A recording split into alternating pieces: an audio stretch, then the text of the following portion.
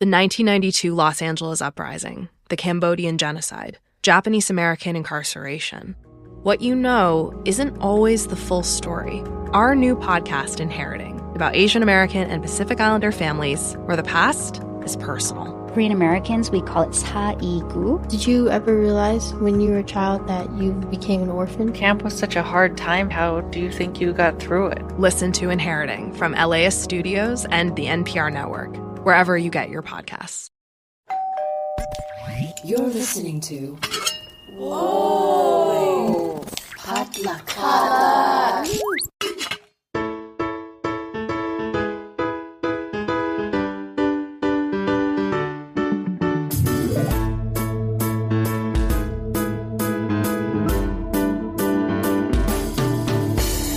And hey everyone, welcome back to Books and Boba, a book club and podcast featuring books by Asian and Asian American authors. My name is Marvin Yue.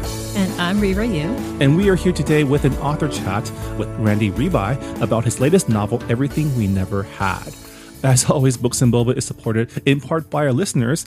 So if you'd like to become a bigger part of our podcast, head on over to patreon.com/booksandboba, where as a supporter, you gain access to our members-only Discord server, as well as monthly bonus podcasts. Yeah, so we've read Randy Ribay's first book, Patron Saints of Nothing, for a previous book club pick. It was actually like one of my favorite books that we've read for book club. So I was really excited to have Randy on the show. And we had a great chat about Filipino American history, about fatherhood, and about pretty much like what it means to have gratitude to your ancestors, but also have that be a double-edged sword. Yeah, we went into some deep topics. Yeah. So without further ado, please enjoy our conversation with Randy Ribay.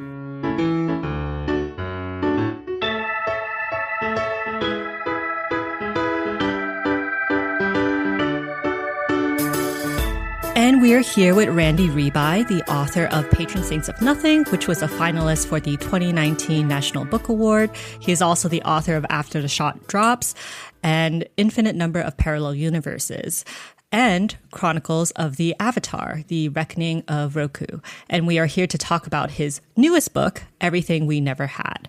Welcome to the show, Randy. Yeah, it's good to be here. Thank you for having me. So as I said in your bio, you wrote The Reckoning of Roku, and you mentioned Avatar: The Last Airbender a few times in your newest book. So my question to you is, do you have a favorite Avatar character? I mean, I think I'm obligated to say Avatar Roku. I mean, you're not obligated, but yeah, you know, I mean, it makes sense. You wrote an entire book about it. Yeah, and if I were going outside of Roku and to just kind of generally characters in Avatar, I would probably go with, Uncle Iroh. Is a solid one. Yes. He's a solid number 2 for me, and number 1 for me is Zuko. I have like a partialness for firebenders. As you should. Yeah. Currently. Marvin has not watched Avatar: The Last Airbender, so he cannot be a part of this conversation. That's exciting. It's there waiting for him whenever he's ready. Yeah. I know. I mean, I watched the Netflix series, so kind of watched some of it. You gotta watch the original We've had series. this conversation before. But you get to experience it, though. You get to, like I would love to, like, wipe my memory of that show and just watch it for the first time. So you're really lucky. I feel lucky. Thank you. All right. Well, we like to start off our author chats by learning a little bit more about our authors. And we're especially excited to have you on because we read your debut novel as one of our book club picks before. So happy to finally get you on the show. But can you tell us a little bit about your personal author's journey? Like, how did you become a novelist? Yeah, I mean, that's a really long question, but I'll try to give you the highlights of it. So I grew up never really I'm not the kind of author that's like, oh, I wanted to be a writer ever since I was little, right? To me, I never even knew that was like a thing actual people did, right? My parents both came from poverty to various extents. And so there was nobody in their family who was like a practicing artist. And I was kind of raised very much to, do well in school, to get into a good college, to get a high paying job and just kind of climb the socioeconomic ladder. And Yeah, but growing up, I also really loved stories. I really loved stories in all forms. I read a lot. I read comics. I watched a lot of TV shows, movies. I played a lot of video games and kind of preferred ones that were more story based. So that was definitely like part of my DNA growing up. And I ended up, when time came to go to college, I actually went for aerospace engineering. And I did that for a year, and I was pretty miserable. Nothing against engineering, but it just wasn't for me. I had some really good teachers in high school whose advice I remembered was to study what you're interested in rather than thinking about like what job you'll get out of a major. And so, when I got to college and I kind of took different classes, I realized I could study stories essentially, right, by being an English major. And so when I left engineering, I switched my major over to English, spent a lot of time reading still, started writing poetry first, and didn't really write fiction for a while. And after college, I started teaching. Sorry, this is a really long story, trying to get there quickly. Great. And, I was teaching middle school, and then I was teaching high school. And a very important thing for me was bringing, first of all, a variety of stories into my classroom that my students could connect with, as well as broadening my own depth of knowledge of middle grade and young adult literature, so that even beyond the books that we're reading together as a class, I could just kind of have this vast knowledge of resources that I could connect individual kids with certain books based on what I think they would like.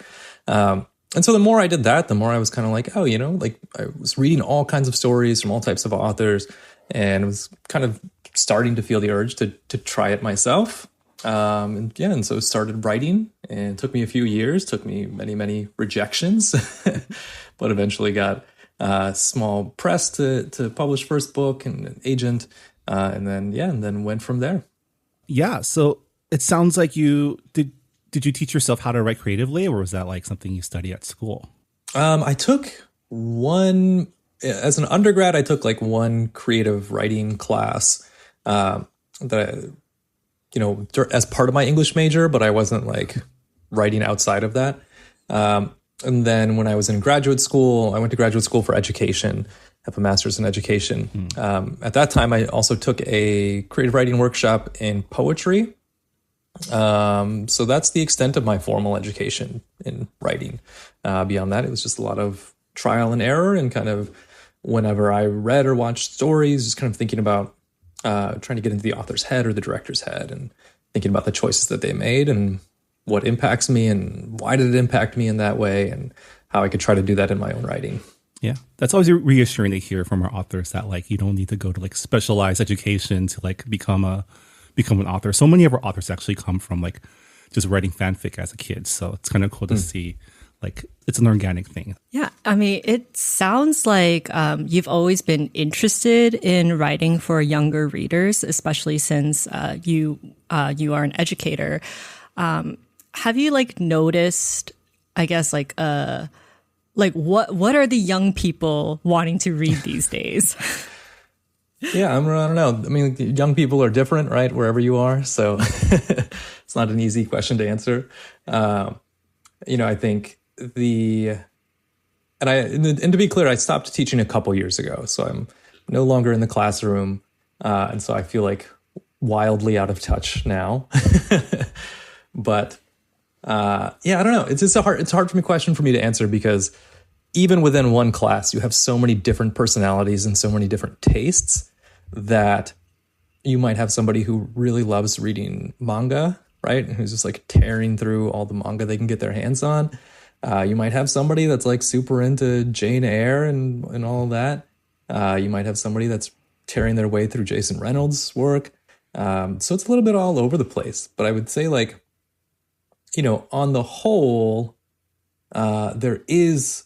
Sorry, I'm thinking like less as like an individual teacher now, and more like a publishing professional in the marketing world, right? Like that there does seem to be a trend towards shorter books, right? Towards oftentimes even lighter books. By lighter books, I mean books that are like more fun and humorous than they are like deep and serious and all that. Yeah, and I don't know. I think there's also, according to data that I've seen, a decline in reading among kids as social media use increases, which of course is I think it's complicated because that's its own type of reading. But when we talk of like reading about novels, certainly the data show that the amount kids are reading novels for fun is decreasing as social media usage has increased. Yeah, I don't know if that answered your question at all, but no, it's totally fine. I think with like young adult and like middle grade novels, I think it's just, coming of age and, having the reader being able to relate to the main character. Because I feel like there are so few spaces for kids these days to be just kids, and reading seems to be one of these safe spaces that they can be able to express themselves. And it's unfortunate with book banning that space has become smaller and smaller. But let's dive into your new book, Everything We Never Had. Can you tell us a little, can you give us an elevator pitch for those who are unfamiliar with it? Yeah, so I basically tell people it's a YA Filipino-American pachinko at 1/4 of the length. And that's like the shortest pitch. A little bit more expanded is that it's historical fiction YA novel about father and son relationships across 4 generations of men/boys in this Filipino-American family. And so you get 4 different timelines with 4 different characters, each one at the age of 16, as something pivotal is happening in their life and at a pivotal moment in history. And so you have these timelines that are woven together throughout the story, and you're seeing how these things impacted them and how that impacted and turned them into the man or the grandfather that they would eventually become. I mean, like you said, your story spans like 100 years, 4 generations. And I read in your bio that you were born in the Philippines and immigrated here to the States. Yes. So, as a Filipino-American, first-generation immigrant, how was it like diving into like the history of Filipinos in America? Yeah, I mean, I loved doing it. I loved the opportunity. Like, to me, when I sit down and write a book, like I view it as an opportunity to expand my own knowledge and understanding of a topic. And certainly Filipino-American history was not covered in any of the history classes that I took in K through 12. Maybe the Philippine-American War got like a sentence or something somewhere. I don't remember if it did, but maybe it did. But we didn't learn anything. And so a lot of my own knowledge about Filipino-American history was knowledge that I acquired later in life on my own, or, through recommendations of books or things people had put me onto along the way. So it was exciting for me to kind of dig deeper into a few specific moments. And particularly with the first timeline, which is set in 1929, Watsonville, California. I got to meet people from the Watsonville community. I got to go to these places. I got to, I was reading newspapers and listening to oral histories of those who, were alive at the time or whose parents were alive at the time. And for me, that was just an absolute pleasure to be able to go back and learn this stuff that I was never taught, and hopefully turn it into something that would pass on to other people and make them intrigued and hopefully want to learn more themselves. I'm curious as to what was the inspiration for this book? Were there always 4 narrators? Where in the beginning you were like, I'm going to write a pachinko YA, a YA version of pachinko. Where did the idea come from? Yeah, so the idea came from the birth of my own son. I found myself, as I'm sure many new parents do, kind of thinking about how I was parented, right? What I wanted to keep from that, what I wanted to avoid from that experience, and then also what I needed to heal from still with that experience. And so as I was thinking about that, it made me think about kind of a similar set of questions for my dad, right? Or for his parents, right? And we just kind of think through these things. And so I was thinking about the way that all of these moments in our lives interact and are woven together. And so that's kind of where the initial idea started from, was wanting to then explore that and try to understand that through fiction. And I started with a spreadsheet, and I started knowing I would go into 4 characters. And I don't particularly know why. I think I knew I wanted to do 3 who were alive at the most present time of the story, which is 2020, Enzo's chapters in Philadelphia. And so I knew in his chapter I wanted 3 generations, because part of the premise of the story is that as the pandemic arrives, the Lolo, the grandfather, moves in with the family, and kind of all of these tensions that have existed for a long time kind of rise to the surface. And so I knew I wanted those 3, but I knew I also wanted to go a little bit deeper than that to kind of show the way that even beyond that, we're still kind of influenced by our ancestors, right?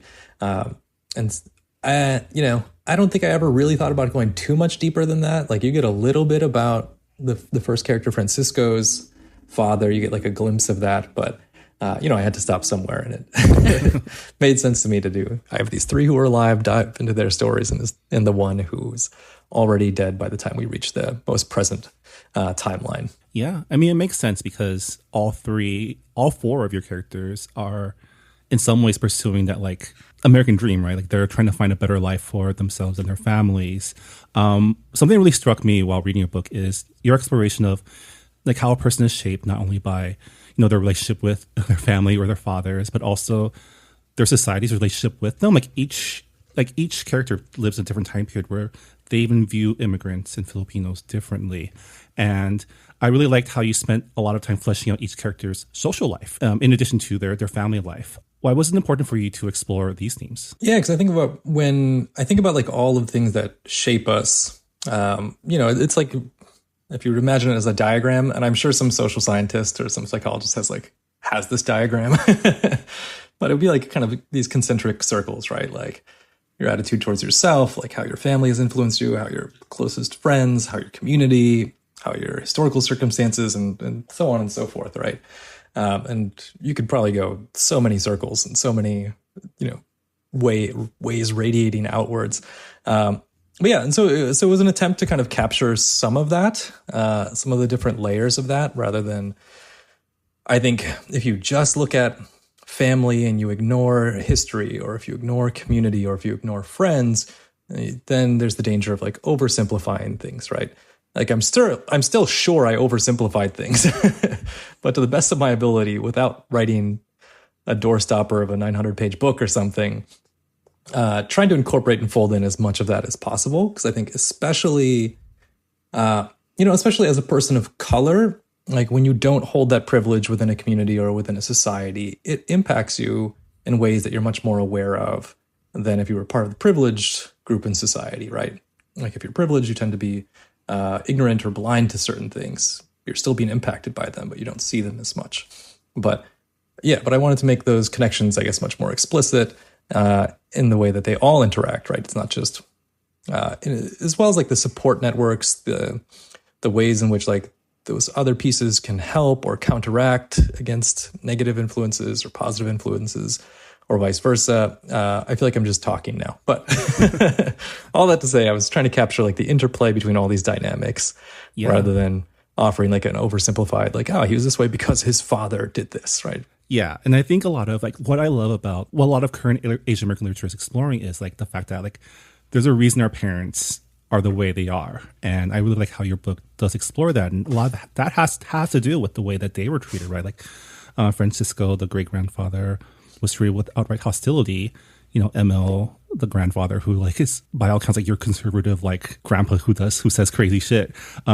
He was treated with suspicion, and it wasn't until the most current 2 generations where they actually had friends who kind of accepted them for who they were, right? So I think that's really cool to see. As society progresses, the experience changes too, right? Yeah, that's the hope.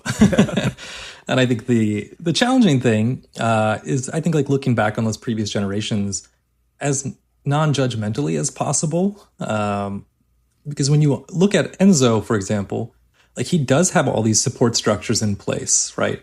He has therapy. He has a friend who's very open and supportive. He has a mother that's very strong and intelligent and caring. he has a dad who's trying to do the things, right? Even if he can't. And then you roll that back and you look at somebody like Emil. Like Emil didn't have any of that yet, right? He didn't have the language, he didn't have the tools to kind of arrive at the place of understanding or empathy that Enzo has. And so I think, you know, it's one thing to look at the way our parents are or our grandparents and be like, yeah, you know, they complain about the way they raised us or what they did. But I think it's harder to appreciate what they did do for us, and also that they were doing the best that they could, given their circumstances and their situation. Yeah, and I really like that how all that's encompassed in, you know, the title of your story, Everything We Never Had, and each father is trying to give their son everything they never had, right? You know, one father is trying to give safety, stability, mental well-being, and it takes 4 generations to get to that point. Can you talk a little bit more about what you hope your readers can take from your story in terms of their own relationships with their parents? Yeah. I mean, I hope, you know, beyond what I just talked about, I just hope that it gives people the space to think about their own families and relationships, right? And that's important to me because everybody is coming into this story from a very particular place, right?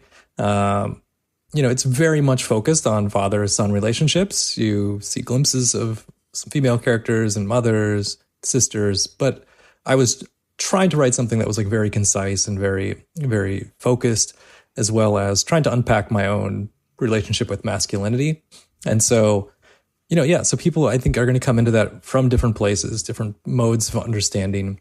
And, you know, and some might be ready to kind of arrive at a place of kind of what I was talking about with a non-judgmental kind of stance towards our ancestors, appreciative, all that kind of stuff. But not everyone's there, and I think that's okay. But I do hope that, you know, as somebody who's reading this, they're thinking, oh, well, what is my relationship like with my parents? Why is it that way? Why might they have raised me in this way? What did they want from me, right? Why did they want that from me? And just all this whole series of questions that I think are very, very important that we oftentimes don't have the space or the time to think through. And that's one of the things I love about literature and stories is that it raises those questions that can give us that space to think about them. I will say I did think about my relationship with my parents when I was reading this book. I was having war flashbacks and my partner was sitting next to me while I was reading this book. And I'm like, oh my God, this reminds me of my dad so much. And if I was in that room right now, we would start a fight.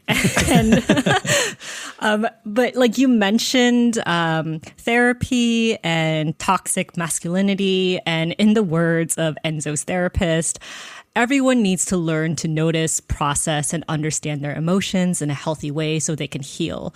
And we can see how the Magabal men, especially Emil, struggle with expressing their emotions and communicating it with their fathers and sons.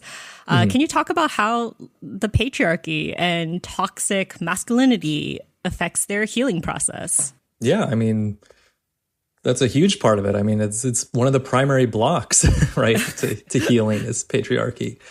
And that was at the forefront of my mind as I was writing this, as I was in therapy myself, as a new parent.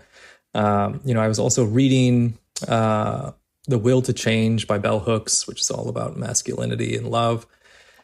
And yeah, and I think that's one of the big things is when, you know, the quote that you brought up from the therapist, like that's the exact opposite of what patriarchy wants, right? Patriarchy demands men that they conceal their emotions, right? We have this ideal vision of a man in patriarchy that he's in control of himself, right? That he's stoic, that he has justifiable anger when it's necessary, that he can laugh and have fun, but that's kind of it, right? That it's like that other emotions are not allowed. And so it is this wildly damaging ideology, right? That as much progress as I think we've made is still very much in the air all around us. And, you know, as much unlearning as I've done and as much therapy as I've done and whatever, for example, like I still can't cry in public, right? Like it's just like so programmed into me that that is a bad thing for a man to do, right? That it's like this sign of weakness, that even as I acknowledge it, like it's just so deeply in there. And I think that's really sad. Like I'm sad for myself in that regard. And I hope that I overcome that someday. I'm working on it. But it's like that kind of stuff, right? Where it's like the patriarchy demands that we cut ourselves off from this whole spectrum of emotion, that it makes us whole. And that, you know, that suppressing of that emotion, you know, it leads to, in my opinion, it leads to unhealthy behaviors, because if you feel these things and you're not letting yourself feel them, they are going to emerge in other ways. And those other ways will often be harmful to those around you or to yourself. And so, yeah, so I was thinking about that the entire time. And it's, but again, like thinking about that, like non-judgmental stance, like it was also in a, like Francisco and Emil were also kind of in historical situations where they couldn't feel everything fully, right? Where if they did, they might not have survived where they were, right? Or what was going on in their life at that time. And so I think it is very much like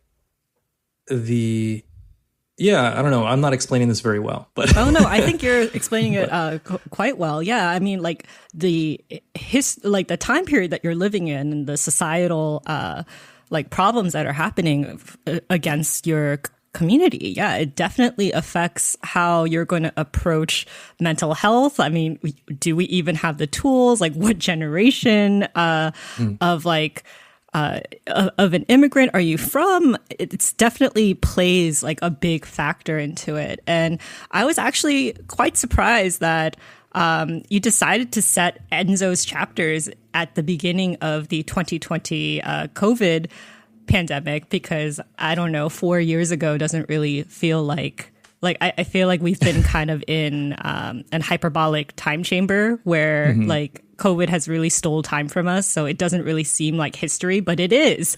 And it affects Enzo and affects his anxieties and how he navigates the world, because at the beginning of the 2020 pandemic, we saw the surge of anti-Asian hate crimes. And obviously that was a wake-up call for a lot of Asian Americans in this country who thought that violence and harassment against us, those were things in the past. Like, was that something that you thought about when you were crafting Enzo's anxieties and insecurities? Yeah, certainly. I mean, I think, you know, a lot of writers, particularly, I feel like, well, I say a lot of writers, but when I say a lot of writers, I typically mean the community of writers of which I am a part of, which is primarily middle grade YA writers. You know, a lot of us were having this conversation of, do we want to write about the pandemic, right? Like, is that something, you know, some people were like, no, I don't want to write about this. I don't want to read about it. Like, I'm just going to write my story set in 2024 as if the pandemic never happened. Right. And that's fine, I think. But I think also, you know, I think a lot of James Baldwin's, you know, urge to the writer, to the artist to bear witness. And so I think about that a lot of like, what can I bear witness to? And so when I first sat down to work on the story, and I was thinking about when should I set Enzo's section, because I could have easily set it the year before and not had to deal with the pandemic at all and come up with some other reason that his Lolo moved in with his family. You know, I decided to lean into that and be like, yeah, like, you know, I have students who are dealing with this, who are 4 or 5 years from now going to be still processing this, right? And so, yeah, so I decided to lean into that, embrace it. And at the same time, also, you know, I couldn't write about those first few months of the pandemic and not include the anti-Asian hate crimes that were occurring, right? And that, yeah, and certainly somebody like Enzo who struggles with anxiety, is learning to manage his anxiety, that would ratchet it up even further. Even the idea that, you know, when you saw like a lot of these videos circulating, you know, they were on like the elderly Asians who would have looked like Enzo's father or grandfather or grandmother, right? And so it was certainly in my mind as I was writing Enzo's section, as I was writing it myself. But at the same time, like, I didn't want it to be just about that, right? Like, I could have gone the route of, Emil is out on one of his walks and he gets attacked and beaten, and that becomes a whole thing. And I didn't want to do that either. I wanted this to be a quieter story, like nothing against those stories that engage with that. But I felt like I was already doing enough with this story that it was kind of like more realistic and more consistent with the tone of the story, that it's something that's happening. It's something he's reading about and thinking about and worrying about, but it's not necessarily the most present conflict in his life at that time. And that's certainly part of it too. I think, somebody like Emil who is pushing so hard towards assimilation, kind of confronted with this thing that it's not that no matter, economically how well you do, like simply what you look like or what your name is can make you a target still and mark you as a, as we often say in the Asian community, like a perpetual foreigner, right? Or the perpetual other. Yeah, and it makes sense because there's also that extra layer of, I'm sure it's not just a specifically Asian thing, but the filial piety stuff, right? Like you have to take care of your parents, even if they're like jerks to you. And the fact that little Emil comes to live with them because there's a pandemic coming and they want to make sure that he's safe, even though they know it's not going to be a good situation for everyone's mental health. I thought that was it's a very relatable situation for a lot of us during that time. I will say the first few chapters that was before the lockdown, I did feel the anxiety knowing what's coming. Like, oh, they're talking about a virus in China. Don't worry, it's not going to come here. It's like, oh no. It was like a thriller movie. And it's like, oh, little did you know. Before the zombie apocalypse spreads. Yeah, before the apocalypse. Like, as someone who has an anxiety disorder and who is anxious about COVID and who was very keyed in on the news, I'm like, yeah, I feel Enzo's anxieties, and I am like someone in my 30s. So I can only imagine what a teenager is going through at this time. But Marvin brought up filial piety, and the first chapter of your book is titled Utang Na Loob. I don't know if I pronounced that correctly, but Enzo translates it as a debt within. It's something that you always strive to pay off, but it's not. You can't pay it off. Can you expand more on that concept and how that meaning may shift depending on which generation of immigrant you are? Yeah, I mean, I think literally it translates to inner debt, right? And it is specifically this idea that people do things for you, and so you also owe them, right? You owe them. You need to do things for them. You need to take care of them. People take care of you. You take care of them, right? Which is a very double-sided concept, as I explore in that section, right? In that, there's this very beautiful idea to it, right? That we owe each other something, right? Which ethically, I think, is just amazing. It's a beautiful philosophy. We owe each other something. Yeah, especially now where the philosophy is we don't owe people anything. Right. That your family, your community, whoever, right? They raise you. Yeah, they literally give you housing and food and all that kind of stuff, hopefully. But they also take care of you. They look out for you. They keep you safe. They look out for your, hopefully, again, doesn't always happen, but hopefully looking out for your best interests, right? And so it makes sense that, you in turn would look out for them. You would look out for other people. And there's no way to fully repay this debt. It's not like, oh, okay, parents, you raised me and took care of me, so now I'm going to give you a house and then we're done. We're settled, right? It's this thing that's always there. And so it's beautiful on one side, I think, because it is very this communal kind of philosophy in the face of, the rugged individualism of America, with the driving ethos of everybody is out for themselves. But it can also be pretty dangerous because it can be wielded as as an excuse, right? To keep somebody in check, to keep them, to make them feel guilty, to make them feel obligated, right? Like if the example I gave earlier was I was an aerospace engineering major and then I switched to English, right? So if somebody wanted to pull the utang na laob card, my parents could have been like, no, you have to stay as an engineer. We raised you, we took care of you, and you're going to be an engineer, right? That's the filial piety, right?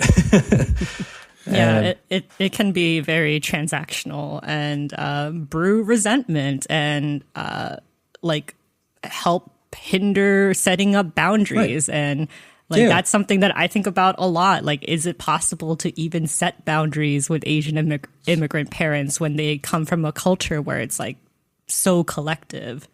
Yeah, like have you ever heard of the what is it? The ask versus expect kind of cultural difference? No. It's like this idea that there are some cultures in which you ask, right? And so for example, say Marvin was coming to town and say we were really close friends, right? And if he were coming to town in an ask culture, which America is very much ask culture, I would want Marvin to ask me if he can stay at my place, right?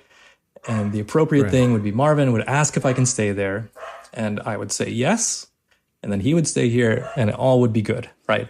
But in an expect culture, the expectation is that Marvin is going to stay with me. He doesn't need to ask. To ask would be impolite. It would be rude because it would imply that I'm not going to let him stay with me, right? And so he expects that he's going to stay with me. I expect that he's going to stay with me. And that can be a really beautiful thing if you know each other really well, if you have a very tight-knit community. But it can also create conflict when you have one person who's kind of part of an ask culture and one person's part of an expect culture, right? Where you kind of we can feel like these boundaries being crossed, right? Where maybe Marvin expects he's going to stay with me and I want him to ask if he's going to stay at my place, right? That can create conflict. Or the opposite. Marvin asks and I expected him to, and now I'm like, wait, does he really not want to stay? All that to say, a lot of Asian cultures and certainly Filipino culture is expect, right? That you know somebody, you know them, you're going to take care of them. If I travel to the Philippines, my family is expecting me to stay with them. They would be deeply offended if I didn't stay with them. They would be slightly offended if I even bothered asking if I could, right? Because I go there, they're going to take care of me. They're going to drive me around. They're going to, take care of me and everything. And so I think that's very much ingrained in it too. And I think but like as it kind of depends on where you are, who you're interacting with. And I think that can create a lot of conflict. And I think we have someone like Enzo, who is part of very much like an ask kind of American culture, right? And then you have other characters in his family who are very much part of the expect. All that to say, it has been a helpful framework for me to think about and manage conflict sometimes with my asking or my expecting, what's the other person doing, and trying to make that more articulated. I know in my family, it's definitely a generational thing. Like my father's generations and my aunts and uncles, they're very much expect. Whereas my cousins, we ask each other. It's kind of half and half. Like we know they'll let us, but we still ask to because they all have kids now, they have spouses, they have other people who aren't part of that culture. So, as a courtesy, we asked to make sure. But I definitely have had to cancel a hotel once when the relative found out I was staying in their city and asked them. I feel like with my parents, it's kind of been diluted. They've been in this country for so long that the expect culture that they've kind of grew up with, it's kind of been diluted into an ask culture. So they do get annoyed when people don't ask about like staying over at our house or, showing up to an event. And I'm like, oh, that's so interesting. I mean, it's not just like me as a diasporan, it's them, living in this country for so long that they've kind of like assimilated and adopted that sort of ask culture that you mentioned. Yeah. And it is like, I think it's like a tricky thing to navigate too, right? Because it is like the expect culture can feel very much like boundary crossing, right? Or like disregarding boundaries and stuff. But I think there's also at the same time something really beautiful to that idea of, if I go to the Philippines, like my family is going to take care of me and I don't have to worry about that. That you lose when you completely transition over. Yeah. One of my favorite scenes in the book, actually, it's a very painful scene, actually, which is probably why I like it. It's when Chris is with his father, Emil, and, Chris had been researching for his history class, and he went to the library like every day looking up news about like the Philippines and like the political climate over there and like the dictatorship and the like military rule. And his father says, well, why are you researching that? You're American. You're like third generation American. Like you shouldn't have to even think about the Philippines. That's like a third world country. And it really made me wonder, like, oh, like, is this what, there's also like this double expectation because you have characters like Bex, who is from the Philippines, and she expects Chris to know about all the things that happen in the Philippines. But because he is Filipino-American and he grew up here without really having the need to look up what is happening over into the motherland, it just like never crosses his mind. So like personally, do you think we have the responsibility as diasporans to be aware of news that is coming from the motherland? I mean, personally, I would say yes. I mean, it's obviously difficult, and we all have different things going on in our lives at different times. But I think like one of my favorite definitions of this might seem off topic, but I'll bring it back around. One of my favorite definitions of love is to know somebody, right? And I delve into this a little bit with Chris and Enzo's conversation toward the end, but it's to know them, right? To know them. And I think the same applies when we think about our cultures, right? Like how can you, if being Filipino, for example, is part of who you are, how can you really be proud of that? Or how can you really love that if you don't know about the Philippines, right? I think if you don't, then it's just like this sentimental feeling rather than a true love and appreciation. And so, that's not to say you need to know a certain amount or pass a test in order to truly be able to call yourself Filipino, right? Because I think it is important to remember that we're all on different paths. We're all starting in different places. We all have different things going on in our lives, right? So for some people, that love might look like that first moment of wanting to learn more, right? And picking up a book for the first time, right? And for other people, it might look like, you have this deep knowledge of history or culture or politics of your homeland that others don't have, and you're continuing to follow that, maybe with like a PhD or something, right? And I don't think one love is better than the other, right? They're both motivated by the desire to know and to understand at a deeper level. And the same way when we love somebody, we want to know them and understand them at a deeper level. So I don't know if that answers your question, but I just think from my perspective, there's no way to love a part of yourself if you don't understand that part of yourself, or if you're not actively engaged in the process of understanding it. Not that there's an objective amount to be understood, but if you're on the path to understanding it more deeply. Yeah. And there's definitely something to be said about like being able to understand your culture and having access to the knowledge. It is a privilege because like with Emil, he doesn't know how to speak his Filipino like family dialect, and that was like taken away from him. So it's like, that is something that is a privilege to learn. Having roots in the place where you currently live it's a privilege as well. It's something that you dive into the book, and I thought you did a really good job. And I think if I could speak, can I speak to that a little bit more? Yeah, go ahead. So I'm just so afraid, like, I don't want to give the impression that like I'm saying if you don't know Tagalog, or if you don't know who is the president of the Philippines right now, then you don't love the Philippines or love the Filipino part of yourself, right? I'm not saying that. But I think like if you truly love and care for somebody, though, I think you do engage in trying to learn more about them. And all of us, if you think about this as like a path, right? All of us are like starting at different places along that path. So what it looks like for one person is not necessarily what it looks like for another person. Sorry if I'm being redundant. I just don't want to. No. I hate like the shaming, right? Of like, you're not Filipino enough, you're not X enough because you don't know X or whatever.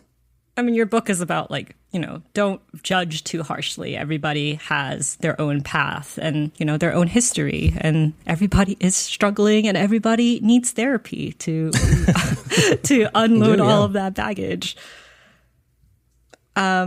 We are winding down to the end of our time here, but I did want to bring up Francisco, since he is one of the main characters in your book, and he becomes a labor activist for the growers. And I thought it was really interesting how you brought up the topic of community activism, because Francisco is so active in, trying to unionize, trying to get, fair wages for his fellow growers.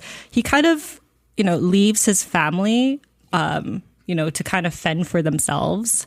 And it made me question, when do you prioritize yourself and your family over the community's needs? And is it worth the price to stand up for, social justices when it's your loved ones who are paying the price? Can you talk more about why you wanted to go into that topic? Yeah. That's just if you look at the Filipino story here in the United States, that's just an essential part of it, right? The first major wave of Filipino immigrants were part of that, were brought here as cheap labor to replace the Chinese and the Japanese that had been working in the fields, that were no longer working in the fields due to the Chinese Exclusion Act and similar acts that followed. But Filipinos were allowed to continue to come here because the Philippines was a colony of the United States, right? And so they were colonial subjects, essentially.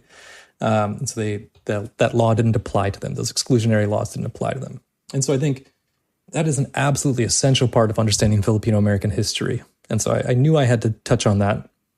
And also just that idea of resistance, that so many of that generation continued to work in the labor movement, right? That, the Filipinos, we often hear the story of Cesar Chavez, but often lost is the story of Larry Itliong and the other Filipinos who were fighting right alongside them for a lot of these rights for farm workers and laborers from all fields, right? That enjoy certain privileges today thanks to that generation. And those fights aren't over, obviously. There are still, you're seeing in the news stuff about Florida getting rid of the laws about overheating workers and all that kind of stuff. Unfortunately, you see Trump and Musk's anti-union comments. But to me, that's an essential part of understanding Filipino-American history, even if, like me, your family came over later. That's still very much part of the way that Filipinos have been in this country and interacted with this country at a political level, at a societal level, at a communal level. And at the same time, I also firmly believe in not making heroes of any single person. I think it's a dangerous thing to hold up one person as an idol or a perfect example of what we could be. And so I also was searching for a way to make him a little imperfect. Not to give too spoilery, but the imperfection that he has is the imperfection that a lot of our most ardent civil rights leaders have had over time, right? Not exactly necessarily, but maybe very similar or adjacent to.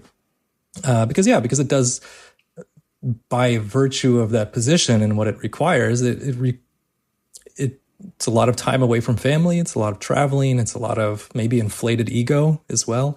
It's a lot of, putting yourself in a position of danger and putting your family in danger. And I think that's certainly not an easy thing to do.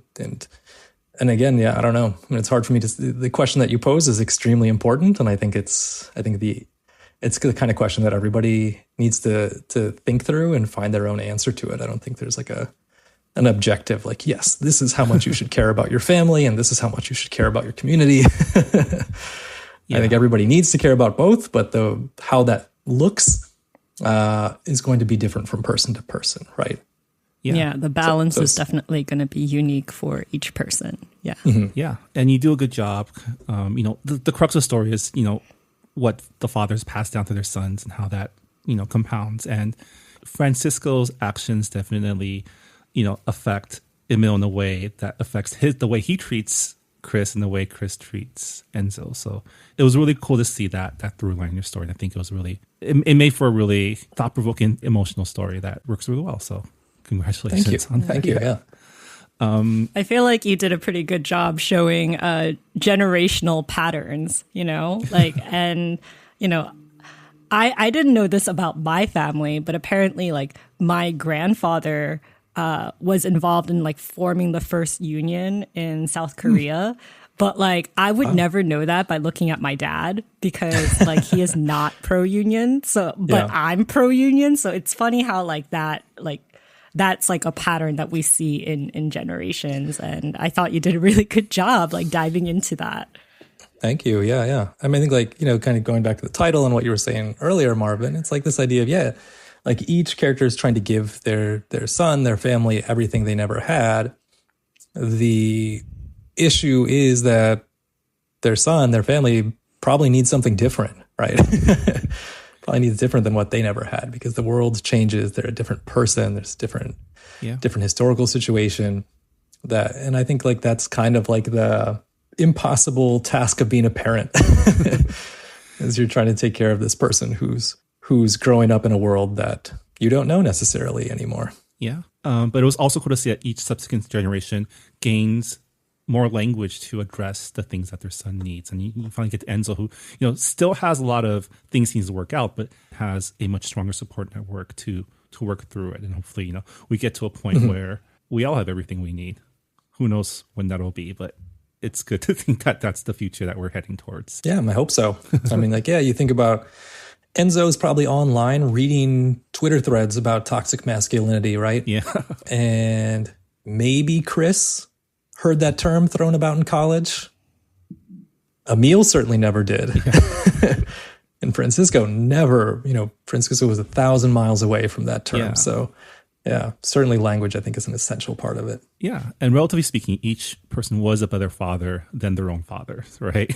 In some ways. Yeah.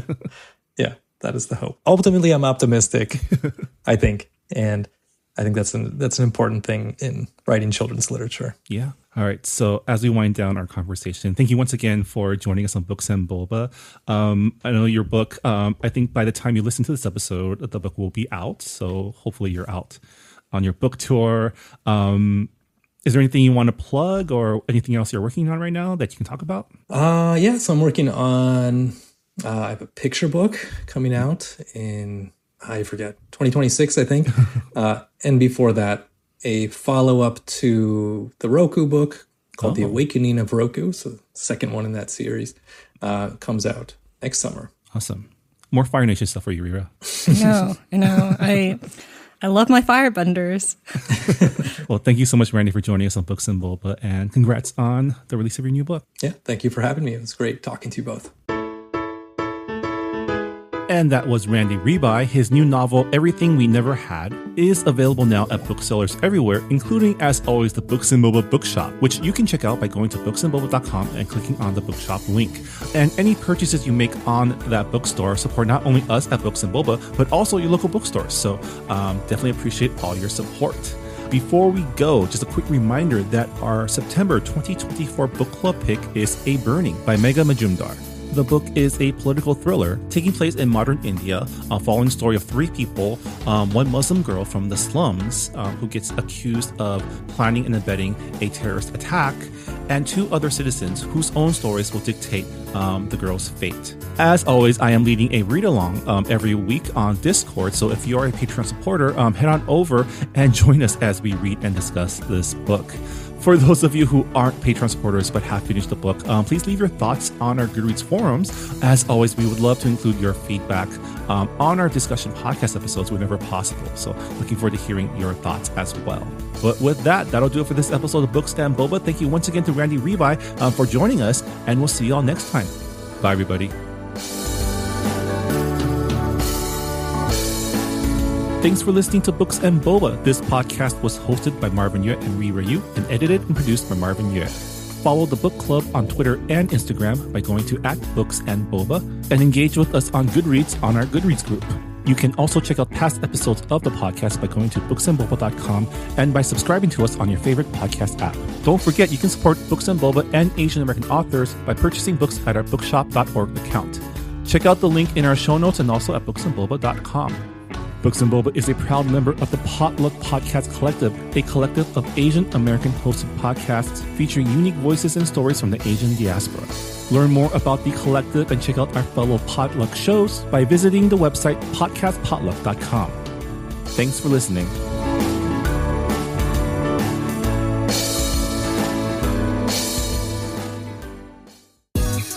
Life gets a little crazy sometimes. Sometimes it's confusing, sometimes it's funny, sometimes it's beautiful, and sometimes it can just piss us off. Enter First of All Podcast.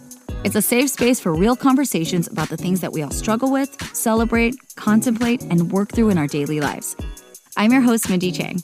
I'm an actor, filmmaker, and entrepreneur with a colorful background, a full life, and brilliant friends who I love to unpack life with to share with all of you. They are everyday people like you and me, ranging from award-winning artists, cultural icons, powerful CEOs, my hilarious childhood friends, and even my mom. Tune in for honest conversations on mental health, dating, sex, family, career, culture, and everything in between. Listen to First of All wherever you find podcasts, part of the Potluck Podcast Collective.